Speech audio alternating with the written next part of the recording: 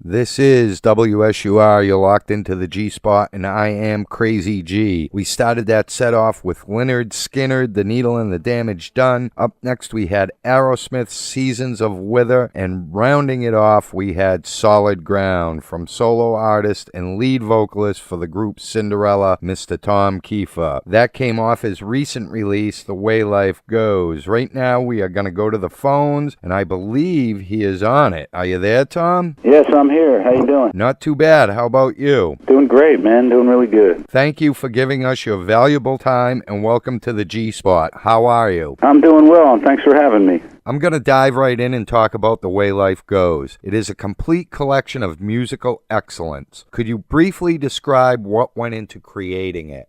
Well, 10 years and a lot of insanity, I guess. It started off not even really feeling like a record.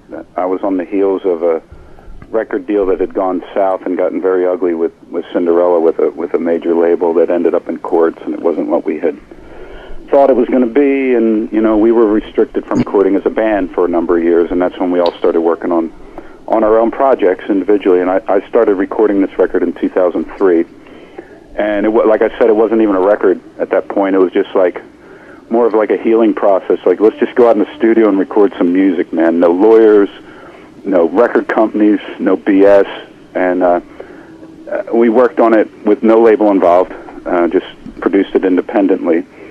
And over the years, we just kept ticking away at it, and it started to feel like a record. Didn't work on it constantly for 10 years, it was more like, work real hard for 6 months, and then I'd go on tour with Cinderella and not listen to a note for 5 months and come back and be objective. And it was just kind of this labor of love, piecemeal thing that eventually shaped up into something that felt like a record, and then we decided to take it around and find a label, a home for it to release it, and we were fortunate to find a really great label, Meravi Records, who has been, really believed in the record and has done a great job with it, so here we are. The first track, Solid Ground, is solid all around. It seems a statement was made with this first track. Was that your intention, and what was the statement? Well, I think we put that one first because everyone had heard that track just really connected to that opening scream, as well as the song too, but the opening scream was just, had so much angst in it and felt like such a release. And I remember the night I did that, my wife, Savannah, was very involved in the record and co-produced it with Chuck Turner and I, and I'll never forget letting that scream out and her hitting the talkback, and I heard in my headphones, she said, "That's it, we're not touching that." And, I'm glad she saved that take.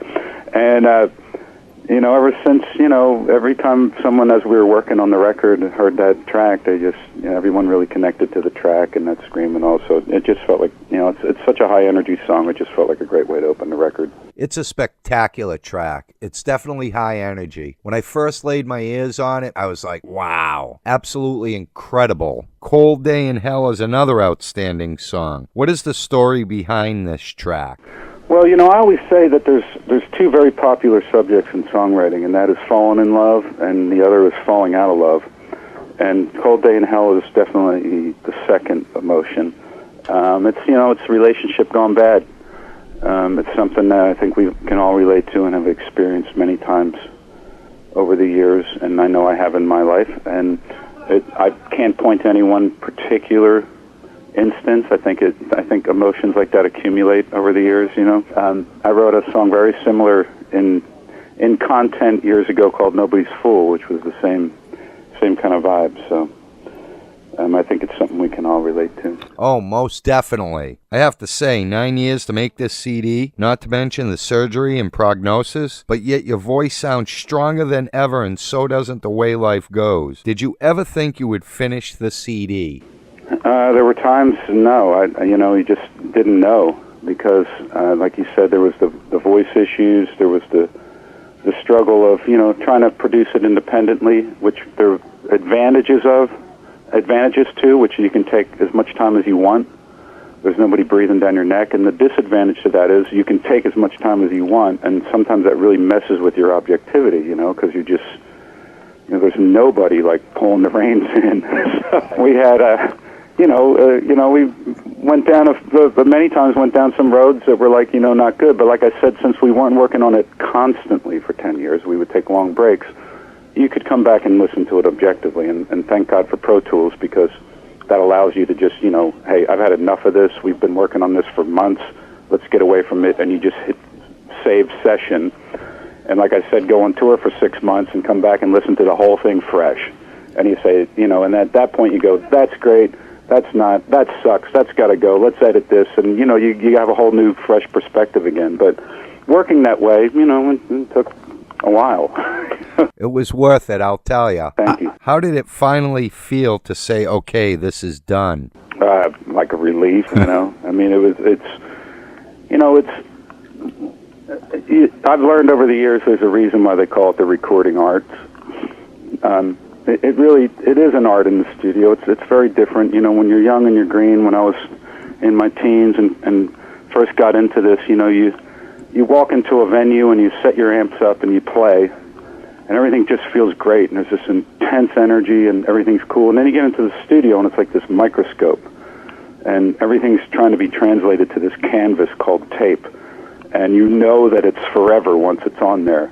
So it is an art form, capturing what has come so naturally when you're in a venue and you play live, and that's creating that in the studio. So there's a lot of, I think most people would tell you that have attempted recording music, there's a lot of insanity that goes along with it. I can only imagine.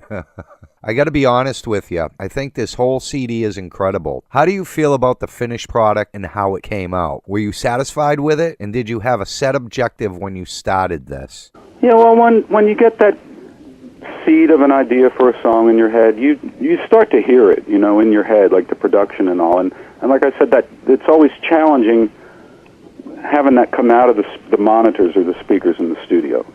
That's a lot of twists and turns sometimes between what you're hearing in your head and getting that to actually come out of the speakers, because you've got engineers who may be hearing it a different way. A big part of the process for us that was challenging was the mix, because I had a particular sound in my mind, and I just wanted it to be very dry and honest and in your face and not very affected. And mix engineers like their toys. They like their reverbs and their harmonizers, and I was constantly saying, no, turn that off, and I think we went through like 18 mix engineers on this record. So, and they were all very talented people. It's just a question of vision, for what it was supposed to sound like, or what I wanted it to sound like. It's not a question of what it's supposed to sound like. It's a question of what I was hearing in my head. So, right. I think that. You always have regrets and say, I wish that could have been better or whatever, and but I'm overall I'm pretty happy with the record. So I'll tell you, you should be. The Way Life Goes is truly inspiring, especially after I read some of the things you've been through. It's diverse and eclectic. Every song has its own identity. What inspired you to complete this project over such a lengthy time? In other words, what kept you going? Well, you just want to see it through, and like I said, you get this, when you get an inspiration for a song, you immediately start to get the vision and the sound, and you hear it in your head, and you just feel compelled to finish it. So, it was I like a challenge. So between my voice issues and the challenge of, this kind of new way of recording without a label involved, and just, really starting off like it not even being a record, to be honest, and it eventually turning into something was, a whole new way of going. But I'm glad we did it the way we did. I'm glad you did it the way you did it, because it's been a while since I've heard anything from you. When I seen this, I was like, okay. Then when I heard The Way Life Goes, I thought the entire CD is magnificent. It was definitely worth the wait. I appreciate that. I do. Other than working on this project, what else have you been doing? Have you pursued any other projects during your time off? Little things here and there. I'd worked with a country artist. Savannah and I both worked with a guy named Andy Griggs, who is a country singer here in Nashville, who has had some records out. Really great artist.